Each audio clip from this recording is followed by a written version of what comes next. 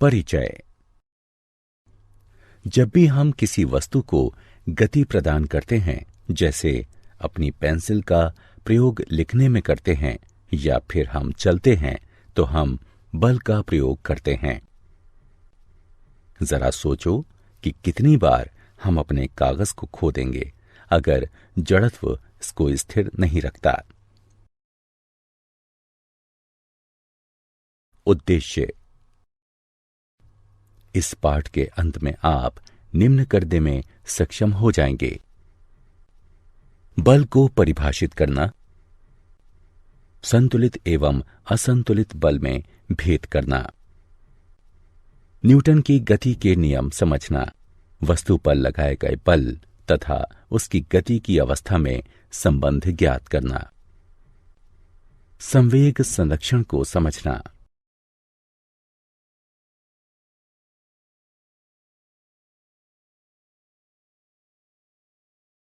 बल और उसके प्रकार। जब किसी वस्तु पर बल का प्रयोग होता है तो वह वस्तु की दिशा, गति या आकार में परिवर्तन का कारण होता है। अतः बल को इस प्रकार परिभाषित कर सकते हैं: बल कोई भी प्रभाव होता है जो किसी वस्तु की गति, दिशा या उसके आकार में परिवर्तन करता है। बल एक सदिश राशि है। बल दो प्रकार के होते हैं: संतुलित एवं असंतुलित बल। जब किसी वस्तु पर दो बल विपरीत दिशा में लगते हैं किंतु फिर भी वह वस्तु अपनी स्थिति परिवर्तित नहीं करती है, तो उसको संतुलित बल कहते हैं। उदाहरण: किसी पिंड को एक समान बल से दोनों तरफ से धकेलना। असंतुलित बल वह बल है जब किसी वस्तु पर एक समान विपरीत बल नहीं लगता किंतु फिर भी वह वस्तु की स्थिति को परिवर्तित कर देता है। उदाहरण: जब किसी पिंड को अधिक बल के साथ एक तरफ से धकेला जाता है।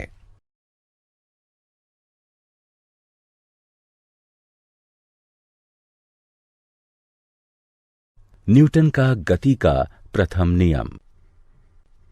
पुस्तक स्वतः ही गति नहीं करेगी, वह अपनी विरामावस्था को तब परिवर्तित करेगी जब हाथ का बल उस पर लगेगा।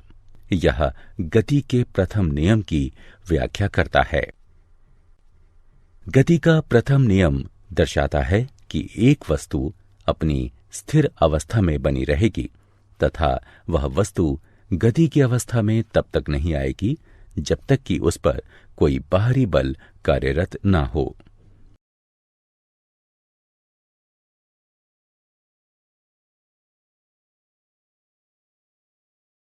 न्यूटन के गति के प्रथम नियम के उपयोग। जब एक मोटर बस अचानक चलती है तो यात्री जड़त्व के कारण पीछे की तरफ झुक जाते हैं। यात्री विरामावस्था में तब भी रहने का प्रयास करते हैं जब मोटर बस गतिमान होती है।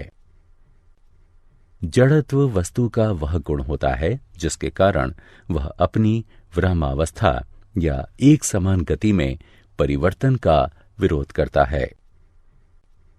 द्रव्यमान किसी वस्तु के जड़त्व की माप है। किसी वस्तु का द्रव्यमान जितना अधिक होगा उसका जड़त्व भी उतना ही अधिक होगा। उदाहरण: जब मोटर कार अचानक से रुकती है तो चालक जड़त्व के कारण आगे की तरफ झुक जाता है। जड़त्व के कारण ही यात्री गतिमान अवस्था में तब भी रहने का प्रयास करते हैं जब मोटर बस रुक जाती है। न्यूटन का गति का दूसरा नियम। न्यूटन का गति का दूसरा नियम दर्शाता है कि किसी वस्तु पर लगने वाला बल उस वस्तु के द्रव्यमान तथा लगाए गए बल की दिशा में उत्पन्न त्वरण के सीधे समानुपातिक होता है। F बराबर m गुणा a, जहां F बराबर बल, m बराबर द्रव्यमान और a बराबर त्वरण है। बल के मात्रक। बल का SI मात्रक न्यूटन है। न्यूटन को इस प्रकार परिभाषित कर सकते हैं कि 1 न्यूटन किसी 1 किलोग्राम द्रव्यमान वाली वस्तु में 1m/s वर्ग यानी मीटर प्रति सेकंड वर्ग का त्वरण उत्पन्न करने के लिए लगाए गए बल के बराबर होता है। मात्रक बराबर kg/m/s वर्ग यानी किलोग्राम मीटर प्रति सेकंड वर्ग या न्यूटन। 1000 किलोग्राम द्रव्यमान वाली वस्तु में 0.5 m/s वर्ग का त्वरण उत्पन्न करने के लिए आवश्यक बल की गणना करो। F बराबर 1000 गुणा 0.5 बराबर 500 न्यूटन बटे kg/m/s वर्ग।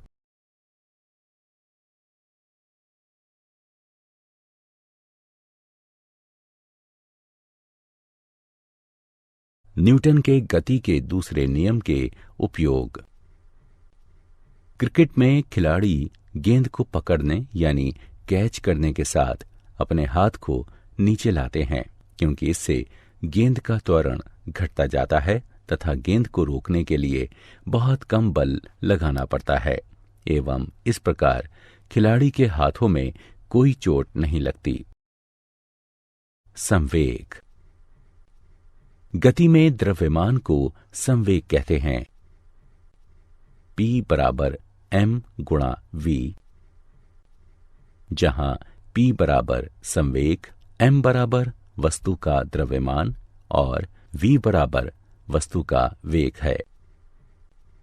संवेग का SI मात्रक किलोग्राम मीटर प्रति सेकंड है। अतः द्रव्यमान तथा वेग के संयुक्त प्रभाव को संवेग कहते हैं। यह एक सदिश राशि है। किसी वस्तु के संवेग में परिवर्तन उस वस्तु पर बल की दिशा में लगने वाले असंतुलित बल के समानुपाती होता है।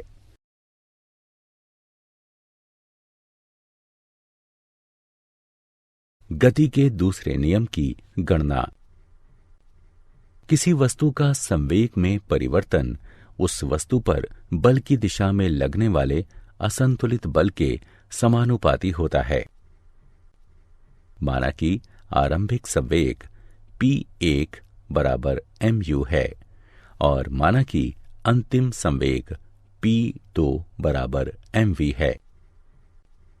अतः संवेग में परिवर्तन की दर बराबर होगी m गुणा v घटा u बटे t के। बल बराबर k गुणा m v घटा u बटे t, जो कि बराबर होगा kma के, जहां k एक अनुपातिकता स्थिरांक है।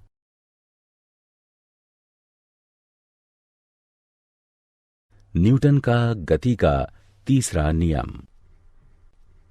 जब एक वस्तु दूसरी वस्तु पर बल लगाती है तब दूसरी वस्तु भी पहली वस्तु पर समान एवं विपरीत बल लगाती है। प्रत्येक क्रिया के समान एवं विपरीत प्रतिक्रिया होती है।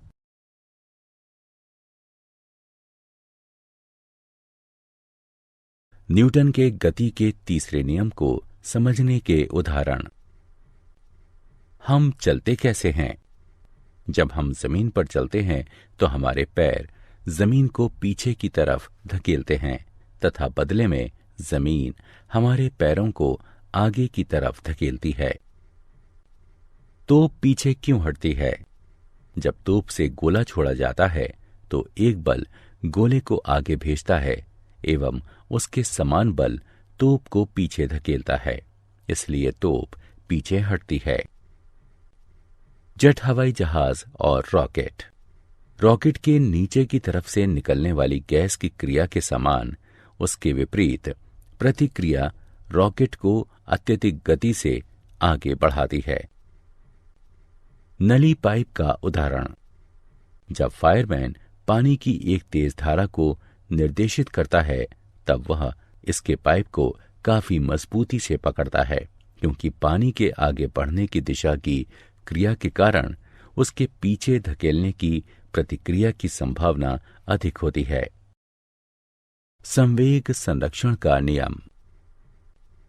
जब दो या दो से अधिक वस्तुएं एक दूसरे पर कार्य करती हैं और जब तक उस पर कोई बाहरी बल कार्यरत नहीं होता है, तब तक उनका कुल संवेग स्थिर रहता है। इसको ही संवेग संरक्षण का नियम कहते हैं।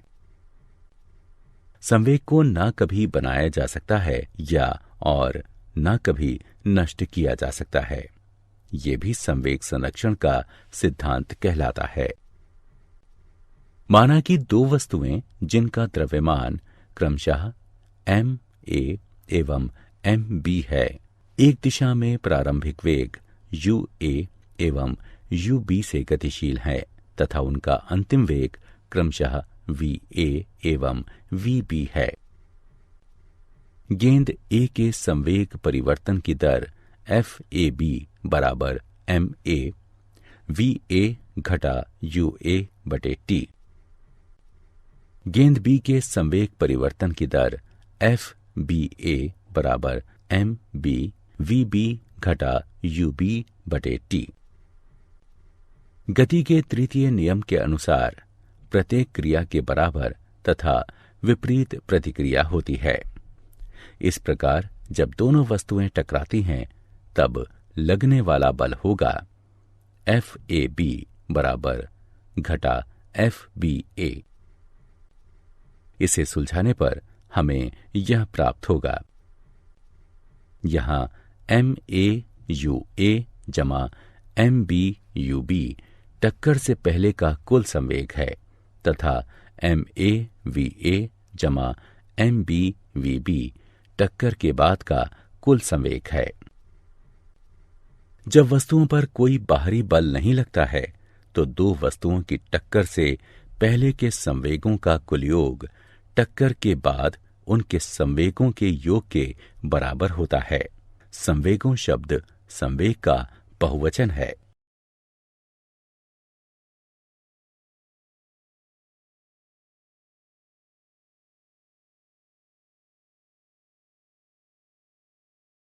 क्या आप जानते हैं, सर इज़ाक न्यूटन ने जड़त्व तथा बल की अवधारणाओं के आधार पर सभी वस्तुओं की गति का वर्णन किया तथा यह पाया कि वे संरक्षण के नियमों का पालन करती हैं।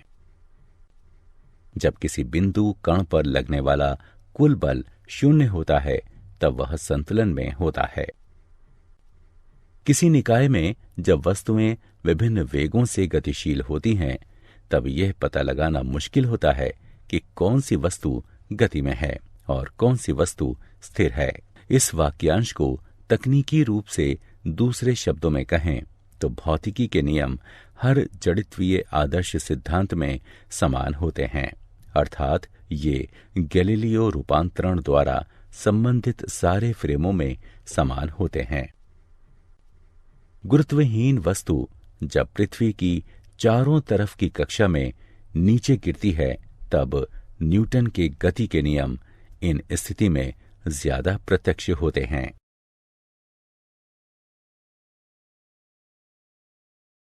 सारांश। आइए हमने जो कुछ सीखा है उसे संक्षेप में दोहराएं। गति का प्रथम नियम, एक वस्तु तब तक स्थिर या गतिशील रहती है जब तक कि उस पर कोई बाहरी बल कार्यरत ना हो। किसी वस्तु का द्रव्यमान उसके जड़त्व की माप है। घर्षण बल सदैव वस्तु की गति का प्रतिरोध करता है। गति का द्वितीय नियम, किसी वस्तु के संवेग परिवर्तन की दर वस्तु पर आरोपित असंतुलित बल के समानुपाती एवं बल की दिशा में होती है। बल का एसआई मात्रक किलोग्राम मीटर प्रति सेकंड वर्ग है।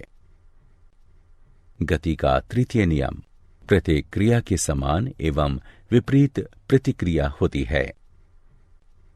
कुल संवेग हमेशा संरक्षित रहता है।